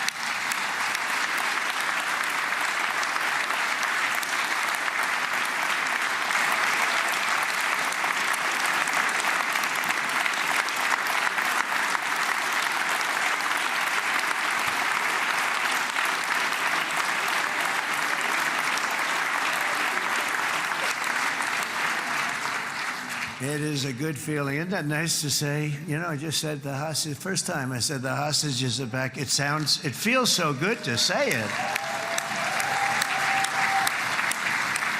But when you settle 8 wars in 8 months, that means you don't like war. Everyone thought I was going to be brutal. In fact, I remember Hillary Clinton during a debate, she said, look at him, he's going to go to war with everybody. And actually, she said, he's got a personality that's all about war. No, and my personality actually is all about stopping wars, and it seems to work. It seems to work. But it also means this name change and our attitude that we're not going to go into a war. But if we do, we're going to win that war like nobody has ever won a war before. We will not be politically correct, but we're not going to be there. And I think, you know, as you mentioned, Bibi, before, peace through strength. And that's what it's all about. The United States has the greatest and most powerful military in the, right now, history of the world. I can tell you we have weapons that nobody's ever dreamt of. I only hope we never have to use them. I rebuilt the military. I was proud to do it, but some of the things I hated to do. I hated certain of the weapons because the level of power is so enormous. It's so dangerous, so bad. But we have to do what we have to do. We make the best weapons in the world, and we've got a lot of them. And we've given a lot to Israel, frankly. And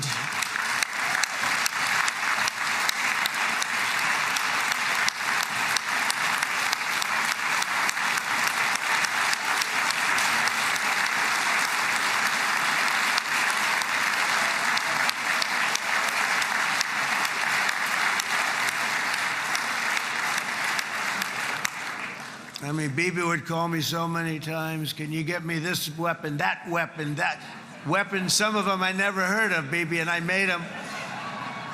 But we'd get them here, wouldn't we? And they are the best. They are the best. But you used them well. It also takes people that know how to use them. And you obviously used them very well. But so many that Israel became strong and powerful, which ultimately led to peace. That's what led to peace. So as we celebrate today, let us remember how this nightmare of depravity and death all began. 2 years ago, on the eve of the Simchat Torah holiday, thousands of innocent Israeli civilians were attacked by terrorists, and one of the most evil and heinous desecrations of innocent life the world has ever seen, the worst slaughter of Jews since the Holocaust. The cruelty of October 7th struck to the core of humanity itself. Nobody could believe what they were witnessing. The United States of America grieved alongside you, and we mourned for our own citizens who were so viciously taken that day. And to all the families whose lives were forever changed by the atrocities of that day, and all of the people of Israel, please know that America joins you in those two everlasting vows: never forget and never again.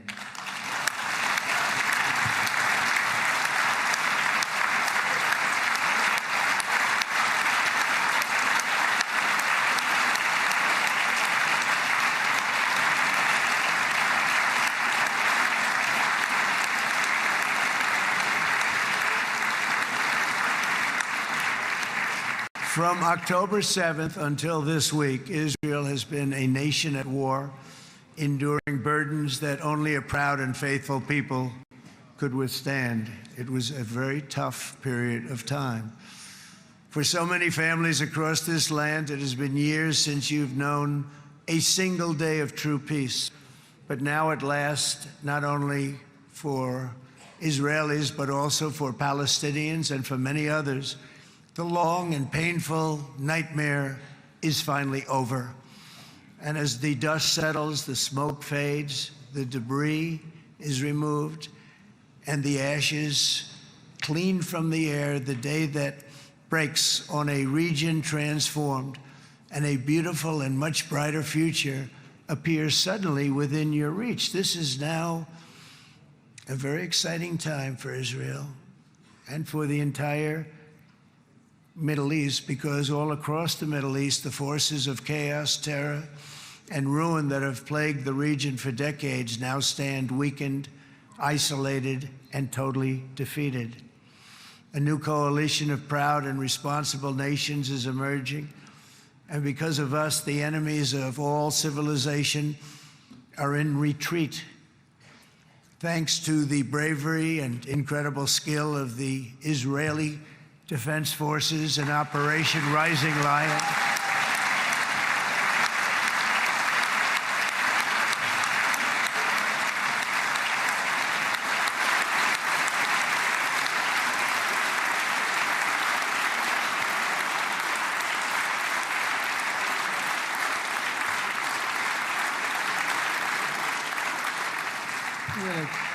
Guy's central casting. Let's put him in a movie. Look at him. Great job. And my people loved working with you. Loved it. They worked so well together. But many of Iran's top terrorists, including nuclear scientists and commanders, have been extinguished from this earth. And with Operation Midnight Hammer, boy, that's a great name for that, what we did last June. The United States military flew 7 of those beautiful B-2 bombers. They look so beautiful all of a sudden. They were always, I thought they were pretty planes. I had no idea they could do what they did. In fact, we just ordered 28 more of them. A little updated version.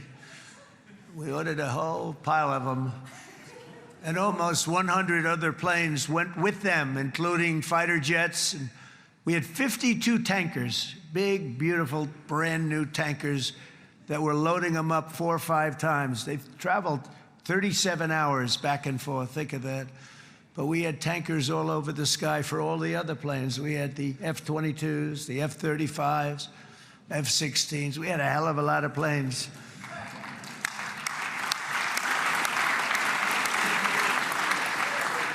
So we had 52 gas stations in the sky. That's what they call them. I'll tell you, I wouldn't want to be flying one of them. We have our great General Raisin Cain right here. General, stand up. This guy, what a general.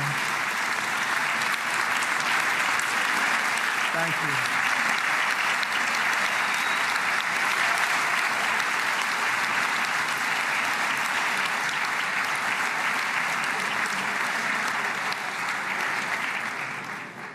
I asked General Cain, I said, you know, we're having problems with ISIS, and I was in Washington, and I asked, how long would it take to defeat ISIS? And my Washington generals told me, 3, 4, maybe 5 years, sir. I said, I don't get it. We got the best equipment in the world. Why? So I flew to Iraq, and I met with a man named Cain. He said, what's your first name? He said, they call me Raisin, sir. I said, wait a minute, your name is Raisin Cain? I've been looking for you for a long time. You gotta be kidding. So they told me 3, 4, 5 years to defeat ISIS. And I sit down with him and I say, why is it? I flew there in the dark of night. I landed, I'll never forget it. It was quite a trip. I'm glad I made it because I met him. I said, could I ask you, General? I come down. He's standing with another general and a sergeant. Everybody was like central casting. They could go into a movie right now. Between him and you guys over here, we could get rich making movies, okay? And they got along so great. That's the beautiful thing, that your military and our military, BB, got along so great. But I was told by the television generals in Washington, we have the best equipment in the world. Why is it taking so long? And they said, 4 years. I said, so let me ask you, Raisin, how long would it take you to defeat ISIS? Sir, we can do it in 3 weeks, but you'll probably have some time left over. I said, you gotta be kidding. What the hell are you talking about? They said 4 years. I said, well, sir, look, it's not my place to say, but you're asking me the question. What you have to do is you hit them from the west, you hit them from the north, you hit them from the south, you hit them above, you hit them below. I said, so why didn't they do it? And he didn't want to speak badly of his superiors, which is hard to believe they were his superiors. It should have been the other way around a long time ago, because he's the one that did Operation Hammer. It was flawless. It was flawless. It was absolutely flawless. And I said, so you really think you can do it in 4 weeks? Yes, sir, 100%. You have to do it differently than they were doing it. They were using one base, and it was hundreds of miles away. And he says, we have all these portable bases all over the Middle East. And they didn't want to use them because they didn't want to offend the country where the portable, they wouldn't have even known what the hell the planes were going up, right? They wouldn't have known, but he said, no, they didn't want to defend anybody, offend anybody. And but we can do it in 4 weeks. I said, you sure about that? I'm going to call you back. I'll call you back on Monday. I'm going back to Washington. But you think 4 weeks? Yes, sir, I think we can do it in 4 weeks. We'll have time left over. So I call him on Monday. I say, you think you can do it? 4 weeks. I said, go ahead and do it. He did it. I'll tell you, he did it in 4 weeks, less than 4 weeks. So, General, stand up, please. Again, this is a real general. This is not a television general. He doesn't want to go on television.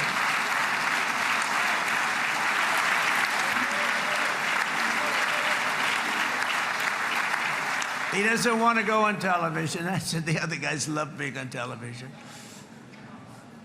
So we dropped 14 bombs on Iran's key nuclear facilities, totally, as I said originally, obliterating them. And that's been confirmed, and everybody understands it. Together we stopped the #1 state sponsor of terror from obtaining the world's most dangerous weapons. And if you think about it, if we didn't do that, and assuming we made the same deal that we have today, there'd be a dark cloud over this deal. And #1, it wouldn't happen because the other Arab and Muslim nations really wouldn't feel comfortable making the deal that we have now, right? If Iran had that nuclear weapon that they were about 2 months away from having. They would have had it in 2 months or maybe less than that. They were right at, this was our last shot. They looked at it for 22 years. This was our last shot. The pilots told me that. They said, 22 years, sir. They looked at it. Our predecessors looked, they studied it. 3 times a year would do drills on that exact attack. And boy, did they get it right. But let's assume they didn't, and let's assume there was large-scale nuclear weapons in the hands of Iran. We couldn't be here today. Even if we signed the deal, which we couldn't do because a lot of people would not want to have anything to do with it, we took a big cloud off of the Middle East and off of Israel.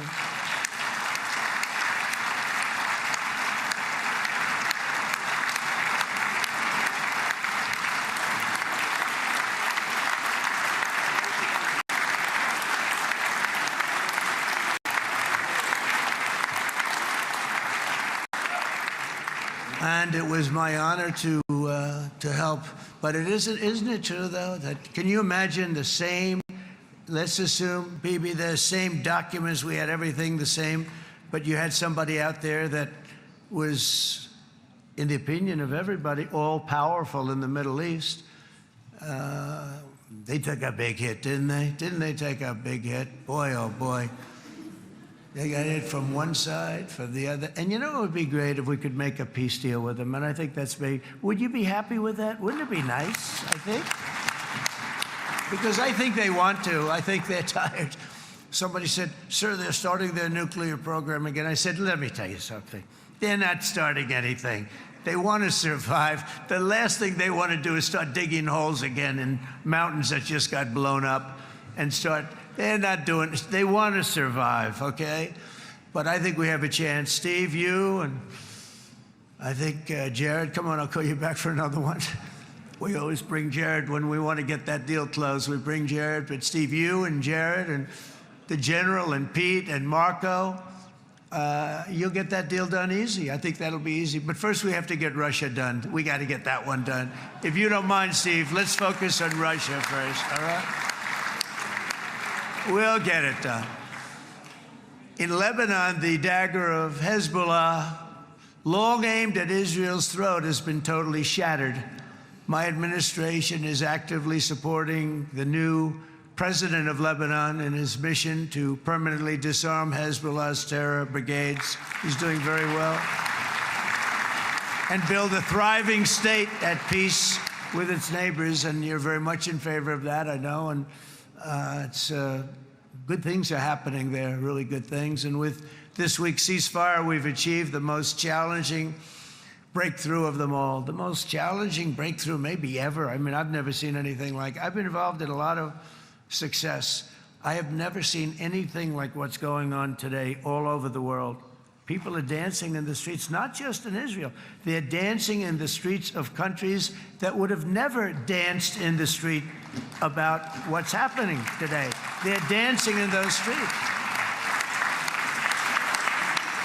So this long and difficult war has now ended. You know, some people say 3,000 years, some people say 500 years, whatever it is. It's the granddaddy of them all.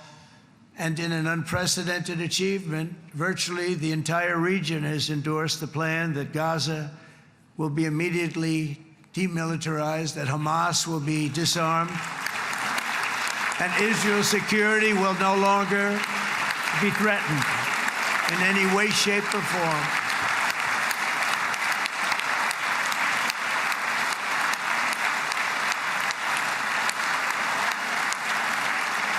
So Israel, with our help, has won all that they can by force of arms. You've won. I mean, you've won. Now it's time to translate these victories against terrorists on the